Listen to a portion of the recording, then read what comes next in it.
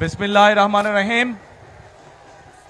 আজকে ঢাকা 10-এর এই নির্বাচনী জনসভার সম্মানিত সভাপতি, আমার সামনে উপস্থিত ঢাকা 10-এর এলাকাবাসী, মুরব্বীবর্গ, উপস্থিত মা বোনেরা, ভাইয়েরা এবং আমার প্রিয় সহকর্মীবৃন্দ ও নেতৃবৃন্দ, আসসালামু আলাইকুম।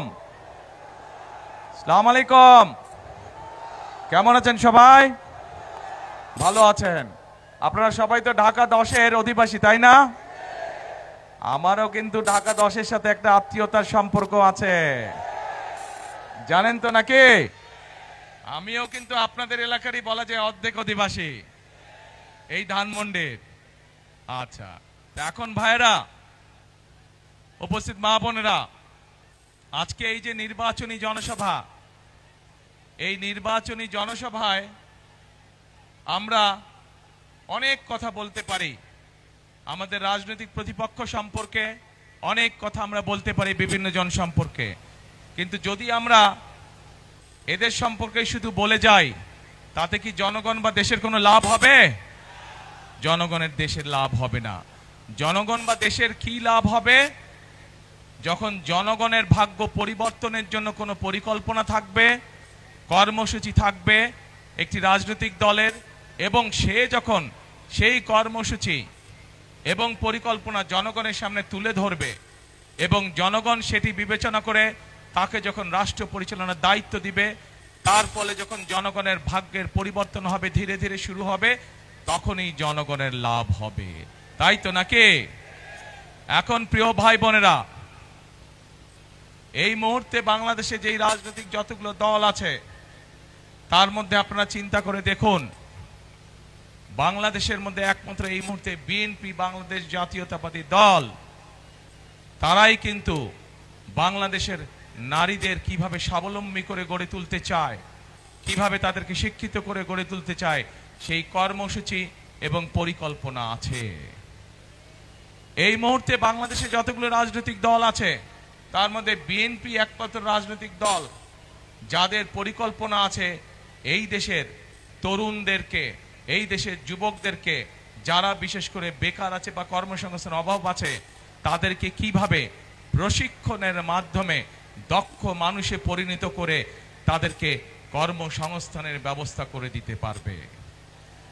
প্রিয় ভাই বোনেরা, বাংলাদেশ একটি কৃষি প্রধান দেশ। আমাদের কোটি কোটি মানুষ কৃষি পেশার সাথে জড়িত, নারী পুরুষ সবাই। এখানেও আপনারা যারা আজকে উপস্থিত আছেন, আপনাদের অনেকের পরিবার পরিজন, আত্মীয় স্বজন গ্রামে বসবাস করে এবং তাদের মধ্যে অনেকেই কৃষি কাজের সাথে জড়িত, তাই নয় কে? আপনারা হয়তো প্রত্যক্ষ নাহলে পরোক্ষ অনেকভাবে অনেকের জায়গা জমি আছে, আপনারা পরোক্ষভাবে হলেও কৃষি কাজের সাথে জড়িত।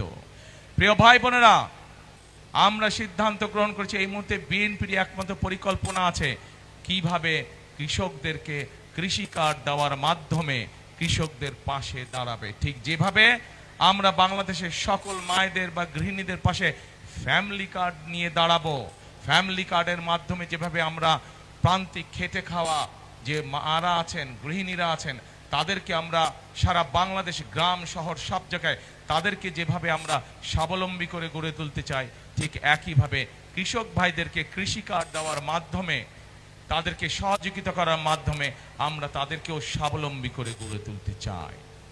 এই মুহূর্তে একটু আগে যেটি বললাম বক্তব্যে, যে বিএনপি একমাত্র দল যাদের কর্ম পরিকল্পনা এবং কর্মসূচি রয়েছে কিভাবে বাংলাদেশের তরুণদেরকে বিভিন্ন প্রশিক্ষণের মাধ্যমে দক্ষ মানুষে পরিণত করবে এবং দেশেই হোক বিদেশি হোক কর্মসংস্থানের ব্যবস্থা করবে।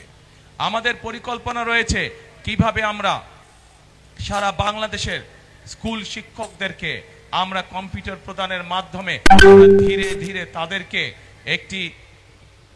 এমন একটি অবস্থানে নিয়ে আসবো যেখানে তারা প্রত্যেকটি শিক্ষক কম্পিউটার সিস্টেমের আওতায় এসে তাদের ছাত্রদেরকে সঠিকভাবে শিক্ষা প্রদান করতে পারবেন। প্রিয় ভাই বোনেরা, বিএনপি একমাত্র দল যারা পরিকল্পনা গ্রহণ করেছে বাংলাদেশে, সেটি শহরেই হোক গ্রামেই হোক, প্রান্তিক মানুষ যারা আছেন, খেটে খাওয়া মানুষ যারা আছেন, তাদের কাছে কিভাবে প্রান্তিক চিকিৎসা সেবা পৌঁছে দেওয়া যায়, স্বাস্থ্যকর্মী নিয়োগ করার মাধ্যমে। আমরা পরিকল্পনা গ্রহণ করেছি 1,00,000 স্বাস্থ্যকর্মী নিয়োগ করব আমরা সারা বাংলাদেশে, যাদের মধ্যে শহরে গ্রামে সকল জায়গায় মানুষকে তারা চিকিৎসা সেবা পৌঁছে দিবে। এর মাধ্যমে 1,00,000 মানুষের যেরকম কর্মসংস্থান হবে, ঠিক একইভাবে এরা মানুষের দোরগোড়ায় স্বাস্থ্য সেবাও পৌঁছে দিবে। প্রিয় ভাই বোনেরা, বিএনপির পরিকল্পনা আছে এই দেশের ধর্মীয় ব্যক্তিত্ব যারা, বিভিন্ন মসজিদ মাদ্রাসার ইমাম খতিব মুয়াজ্জিম সাহেব যারা, বিভিন্ন ধর্মীয় গুরু যারা আছেন, তারা মানবেতর জীবনযাপন করেন অধিকাংশ মানুষ, এবং এই মানুষগুলোর ব্যাপারেও আমরা চিন্তা ভাবনা করেছি যে তাদেরকে আমরা সরকারের পক্ষ থেকে একটি সম্মানের ব্যবস্থা করব, যাতে করে তারা একটি সম্মানজনক জীবনযাপন করতে পারে।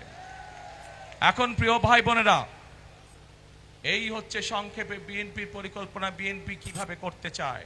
আমাদের বহু 1.5 কোটির মতন প্রবাসী আছেন, বাংলাদেশি মানুষ যারা বিদেশে কাজ করছেন, কষ্ট করে বৈদেশিক মুদ্রা এই দেশের মানুষের জন্য পাঠাচ্ছেন। এই প্রবাসীদের জন্য আমরা সিদ্ধান্ত গ্রহণ করেছি তাদের যাতে সমস্যা হয়রানি কম হয় এয়ারপোর্টে আসলে পরে, এবং যখন তারা কাজ শেষ করে দেশে ফিরে আসবেন সেই সময় যাতে তারা একটি নিরাপদ জীবনে থাকতে পারেন, সেই জন্য তাদেরকে আমরা প্রবাসী কার্ড দেবার সিদ্ধান্ত গ্রহণ করেছি। প্রিয় ভাই বোনেরা, এইগুলো হচ্ছে বিএনপির পরিকল্পনা। এরকম আরো পরিকল্পনা আমাদের রয়েছে। এই পরিকল্পনার মূল লক্ষ্য এবং উদ্দেশ্য হচ্ছে এই দেশের মানুষের ভাগ্যের পরিবর্তন করা, এই দেশের ভাগ্যের পরিবর্তন করা। এই কথাটি প্রথমেই বলেছি ভাই বোনেরা, এই মুহূর্তে বিএনপি একমাত্র রাজনৈতিক দল যাদের সামনে পরিকল্পনা আছে, যাদের সামনে দেশ এবং জনগণের জন্য কর্মসূচি আছে, এবং সবচাইতে বড় ব্যাপার, বিএনপি একমাত্র রাজনৈতিক দল যাদের এই মুহূর্তে দেশ পরিচালনার অভিজ্ঞতা রয়েছে। শহীদ রাষ্ট্রপতি জিয়াউর রহমান যে সময় দেশ পরিচালনা করেছিলেন, উনি দুর্ভিক্ষ কবলিত একটি দেশে খাদ্য উৎপাদন বৃদ্ধি দ্বিগুণ করেছিলেন, এবং শুধু তাই নয়, সেই খাদ্য উৎপাদন দ্বিগুণ করে উনি বিদেশে পর্যন্ত খাদ্য রপ্তানি করেছিলেন, বাংলাদেশের মানুষের খাদ্য সরবরাহ করার পরও। দেশনেত্রী খালেদা জিয়া যখন দেশ পরিচালনা করেছেন, উনি বাংলাদেশে এত শিল্প কলকারখানা তৈরি করতে সক্ষম হয়েছিলেন, বাংলাদেশের মানুষের কর্মসংস্থানের ব্যবস্থা করেছিলেন। বিদেশের সকল পত্রিকা তখন বলতে বাধ্য হয়েছিল বাংলাদেশ হচ্ছে একটি এমার্জিং টাইগার। কাজে প্রিয় ভাই বোনেরা, এই সকল, এবং শুধু তাই না, দেশনেত্রী খালেদা জিয়ার সময় আমরা দেখেছি কিভাবে তিনি নারীদের শিক্ষা ব্যবস্থা ফ্রি করেছিলেন। ক্লাস 10 থেকে মেয়েদের জন্য ক্লাস 12 পর্যন্ত শিক্ষা ব্যবস্থা ফ্রি করেছিলেন। প্রিয় ভাই বোনেরা, এই কাজগুলো থেকে প্রমাণিত হয় যে বিএনপি একমাত্র দল যারা দেশকে অভিজ্ঞতার আলোকে সঠিকভাবে পরিচালনা করতে সক্ষম। এখন প্রিয় ভাই বোনেরা, 12 তারিখে নির্বাচন। এই নির্বাচন যেই নির্বাচনের জন্য বিগত 16 বছর ধরে বাংলাদেশের মানুষ অপেক্ষা করেছে, যেই নির্বাচনে বা যেই রাজনৈতিক অধিকার বা যেই ভোটের অধিকার বাংলাদেশের মানুষের কাছ থেকে কেড়ে নেওয়া হয়েছিল। প্রিয় ভাই বোনেরা, বিগত 16 বছর নির্বাচনের নামে আমরা তামাশা দেখেছি। আপনারা কেউ সেই নির্বাচনের নামে যে তামাশা হয়েছে, সেই নির্বাচনগুলোকে, তথাকথিত নির্বাচন, আপনারা কেউ ভোট দিতে পেরেছিলেন? কেউ বাংলাদেশের মানুষ, শুধু আপনারা নয়, ঢাকা দেশের অধিবাসীরা নয়, শুধু সমগ্র বাংলাদেশে কেউ ভোট দিতে সক্ষম হয়নি। আজ সেই নির্বাচনের সময় এসেছে, যে নির্বাচনে বাংলাদেশের মানুষ ভোট দিতে পারবে। প্রিয় ভাই বোনেরা, এই নির্বাচনে ভোট দেওয়ার মাধ্যমে যেরকম ভাবে বাংলাদেশের মানুষ তার রাজনৈতিক অধিকার প্রতিষ্ঠিত করবে, কিন্তু শুধু রাজনৈতিক অধিকার না, এই নির্বাচন হতে হবে দেশ গঠনের নির্বাচন। এই নির্বাচন হতে হবে বাংলাদেশের মানুষের ভাগ্য পরিবর্তনের নির্বাচন। প্রিয় ভাই বোনেরা, সেজন্যই আমি বলেছি, এই নির্বাচন শুধু ভোট দেওয়ার নির্বাচন নয়। এই নির্বাচনের মাধ্যমে আমাদের জুলাই শহীদ যারা আছেন, জুলাই অভ্যুত্থানের যারা হতাহত ব্যক্তিরা আছেন, শুধু তাই নয়, 1971 সালে স্বাধীনতা যুদ্ধে যে সকল শহীদ হয়েছেন, তাদের যে প্রত্যাশিত বাংলাদেশ আছে, সেই বাংলাদেশ গড়ার নির্বাচন হচ্ছে 12ই ফেব্রুয়ারি। প্রিয় ভাই বোনেরা, আমরা এই ধানমন্ডি এই নির্বাচনী ঢাকা 10 এলাকা থেকে আমরা আমাদের ধানের শীষের প্রার্থী করেছি আমরা রবিকে। এই রবির হাতে আমরা আনুষ্ঠানিকভাবে আজকে আমি ধানের শীষ তুলে দিচ্ছি। রবি তার বক্তব্যে একটু আগে এই এলাকার অনেক সমস্যার সমাধান রবি তার নির্বাচনী বক্তব্যে একটু আগে আপনাদের সকলের সামনে বলেছে কিভাবে রবি নির্বাচিত হলে এই এলাকার সমস্যার সমাধান করবে, মানুষের সমস্যার সমাধান করবে। ইনশাআল্লাহ রবির সাথে আজকে আমিও আপনাদেরকে বলে যাচ্ছি যে ইনশাআল্লাহ এই ঢাকা 10 থেকে ধানের শীষ নির্বাচিত হলে এবং বিএনপি সরকার গঠন করলে রবি যে সকল ওয়াদা এলাকার মানুষের সামনে করেছে সেগুলি বাস্তবায়নের জন্য আমিও রবির সাথে কাজ করব। কারণ বক্তব্যের শুরুতেই বলেছে আপনাদের সাথে ঢাকা 10-এর সাথে কিন্তু আমার আত্মীয়তার সম্পর্ক আছে। কাজেই আমারও দায়িত্ব এই এলাকার মানুষের যে সমস্যার সমাধানগুলো আছে, জলবদ্ধতা হোক, এই ধানমন্ডি লেকের সমস্যা হোক, বিভিন্ন আইন শৃঙ্খলার সমস্যা, প্রত্যেকটি সমস্যা ইনশাআল্লাহ আমিও রবির সাথে দেখভাল করব এই এলাকা। প্রিয় ভাই বোনেরা, আসুন আমরা 12 তারিখে এমন ব্যক্তিকে নির্বাচিত করি, এমন দলকে নির্বাচিত করি যাদের দেশ পরিচালনার অভিজ্ঞতা আছে, এমন দলকে আমরা নির্বাচিত করি যাদের সামনে দেশ এবং দেশের মানুষেরকে নিয়ে কর্মসূচি আছে, পরিকল্পনা আছে। এবং বিএনপি ছাড়া এই মুহূর্তে আর কোন দলের কাছে সেই কর্ম পরিকল্পনা বা অভিজ্ঞতা নাই। আগেই বলেছি এই নির্বাচন হচ্ছে আমাদের শুধু গণতন্ত্র প্রতিষ্ঠান না, গণতন্ত্র প্রতিষ্ঠার পাশাপাশি দেশ গঠনের নির্বাচন। বিগত 16 বছর আমরা দেখেছি বহু মেগা প্রজেক্ট হয়েছে এবং মেগা প্রজেক্ট মানেই মেগা দুর্নীতি হয়েছে, কিন্তু মানুষের ভাগ্যের পরিবর্তন হয়নি।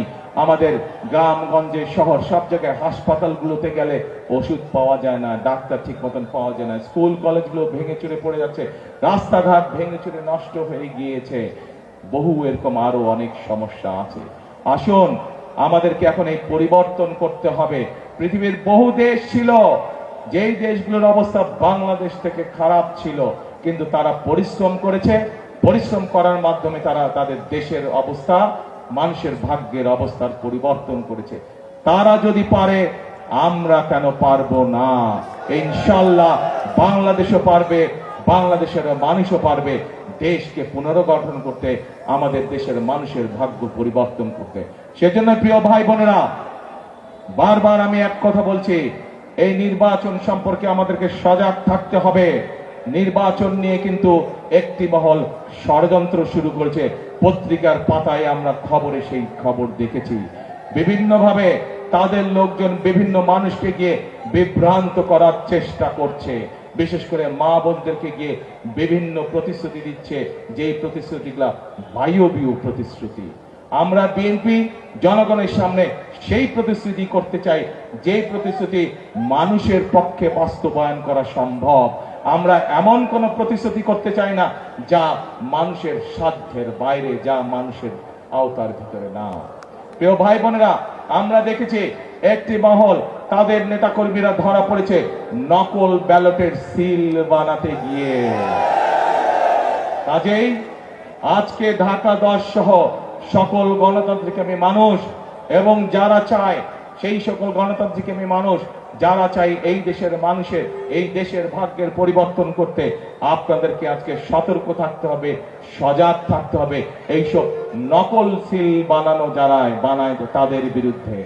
যারা গিয়ে মা বোনদেরকে বিভ্রান্ত করে তাদের বিকাশ নাম্বার চায়, তাদের এনআইডি নাম্বার চায়, এই সকল ষড়যন্ত্র, গুপ্ত ষড়যন্ত্রকারীদের বিরুদ্ধে আপনাদেরকে আজকে সজাগ থাকতে হবে। তা না হলে শত শহীদের রক্তের বিনিময়, আত্মত্যাগের বিনিময় আমরা যে ভোটের অধিকারকে আজকে প্রতিষ্ঠিত করতে পেরেছি, সেই অধিকার আবার হারিয়ে যাবে, সেই অধিকারে আবার ষড়যন্ত্রের বেড়াজালে আটকে যাবে। কাজে আমরা যদি সতর্ক থাকি তাহলে বাংলাদেশকে কেউ আটকে রাখতে পারবে না। আমরা যদি সতর্ক থাকি বাংলাদেশের সেই গতি কেউ রোধ করতে পারবে না, বাংলাদেশের মানুষের ভাগ্যের পরিবর্তনের গতি কেউ রোধ করতে পারবে না। কাজে প্রিয় ভাই বোনেরা, আজকে এই নির্বাচনী জনসভায় আমাদের সকলকে শপথ নিতে হবে, প্রতিজ্ঞা করতে হবে যে যে কোনো মূল্যে আমরা বাংলাদেশের মানুষের গণতান্ত্রিক অধিকার এবং রাজনৈতিক অধিকারকে প্রতিষ্ঠিত করব। যে কোনো মূল্যে আমরা আমাদের বাংলাদেশের সেই প্রত্যাশিত বাংলাদেশকে গড়ে তোলার জন্য কাঁধে কাঁধ মিলিয়ে আমরা সকলে কাজ করব। কে কে আছেন আমার সাথে এই প্রতিশ্রুতিতে, এই প্রতিজ্ঞায়? আলহামদুলিল্লাহ, ধন্যবাদ সকলকে। প্রিয় ভাই বোনেরা, আমি আমার বক্তব্যের শেষ প্রান্তে চলে এসেছি। এখন শুধু একটা কথা বলবো। এ মাইকালা, এ ছোট মাইক, এ মাইক্রোফোন, আগে কথা শুনো আমার। আমি এখন একটি কথা দৃঢ়ভাবে বিশ্বাস করি, যেই কথা শহীদ রাষ্ট্রপতি জিয়াউর রহমান বিশ্বাস করতেন। আমি একটি কথা মনে প্রাণে ধারণ করি, যেই কথাটি দেশনেত্রী খালেদা জিয়া মনে প্রাণে ধারণ করতেন। সেটি হচ্ছে এই বাংলাদেশই হচ্ছে আমাদের প্রথম এবং শেষ ঠিকানা। দেশনেত্রী খালেদা জিয়া শত অত্যাচার, নির্যাতন, জুলুমের মুখেও এই দেশের মানুষকে রেখে উনি চলে যান নাই। ওনার সন্তান হিসাবে আমি জানি ওনাকে বিভিন্ন সময় প্রস্তাব দেওয়া হয়েছিল।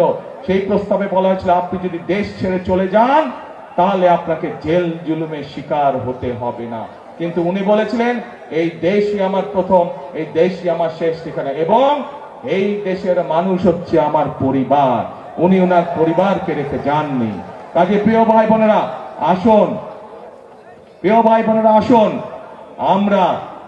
আমরা আমাদের বাংলাদেশকে আমাদের প্রত্যাশিত বাংলাদেশ হিসেবে গড়ে তুলি। তার জন্য আমাদেরকে পরিশ্রম করতে হবে, কষ্ট করতে হবে, ঐক্যবদ্ধ থাকতে হবে। এবং আমি জানি বাংলাদেশের মানুষ পরিশ্রম করতে অভ্যস্ত, বাংলাদেশের মানুষ কষ্ট করতে রাজি আছে। সেজন্যই আমি বলি একটি কথা, বারবার সব জায়গায় বলি, করব কাজ, তারপরে গড়ব। সবার আগে কে? সবার আগে কে? সবার আগে কে? বাংলাদেশ। প্রিয় ভাই বোনেরা, আজ তাহলে এই নির্বাচনী সভায় এই হলো আমাদের শপথ, করব কাজ, গড়ব দেশ, সবার আগে বাংলাদেশ। আল্লাহ হাফেজ। বাংলাদেশ জিন্দাবাদ, বাংলাদেশ জাতীয়তাবাদী দল জিন্দাবাদ। আসসালামু আলাইকুম।